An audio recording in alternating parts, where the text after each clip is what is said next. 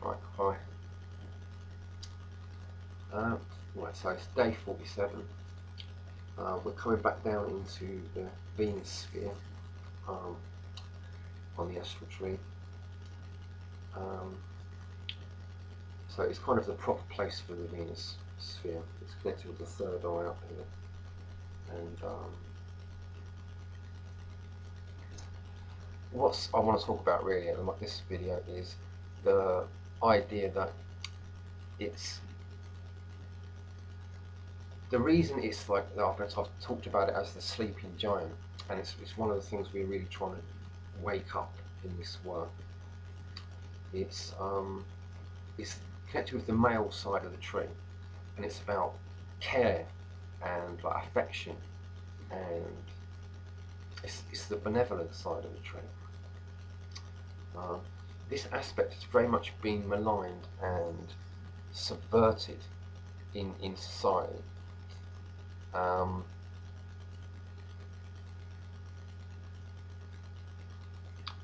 it connects with the idea that you've got to look after yourself and honour your feelings, to become like a whole person, so you can therefore honour other people and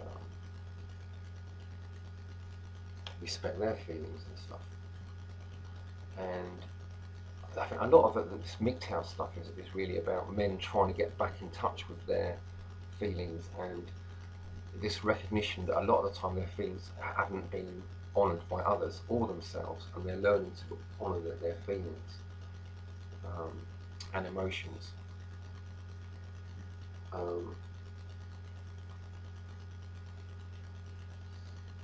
Because a lot of what's happened, people are being stuck on the very bottom parts of the tree, like this, the physical plane, like just a very simple physical approach to the world, and then the Mercury sphere, which is on the severe side of the tree, about reason and communication, and that's the feminine, severe side of the tree.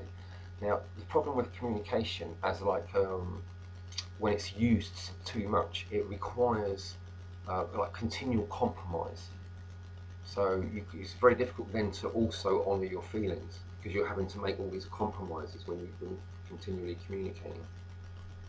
And there's an element here, I think, of like speech is silver and silence is gold. If you equate speech with the Mercury sphere, and like feelings and affections that don't need a voice to go with them, as the Venus sphere.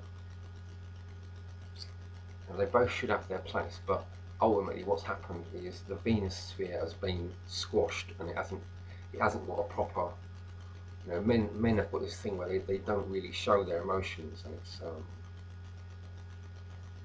there's a lot of restrictions on it, and then what happens is the lunar sphere becomes the subconscious, because all this stuff, all this emotion gets buried inside you, and then that becomes the matrix sphere, and it kind of like develops its own sort of hive mind and control system.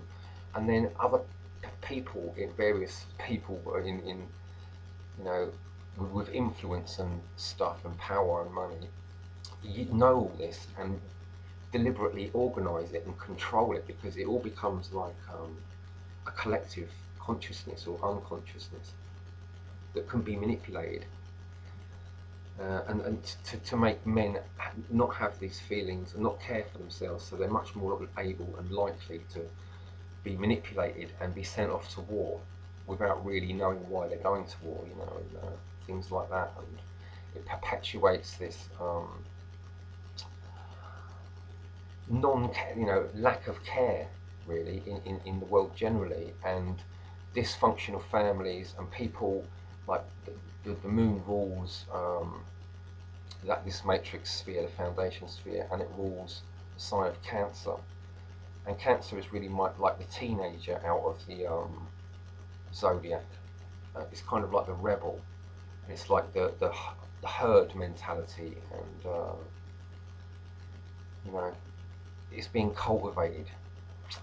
So we live in this time of mass rule, which is like mass fascism. Like a bunch of teenagers all like with a herd instinct that really control everything. So awakening this sleeping giant, this Venus sphere, is about learning to disassociate from that and get in touch with your feelings, look after yourself, rather so that then you can, be more responsible, fuller, more dynamic person.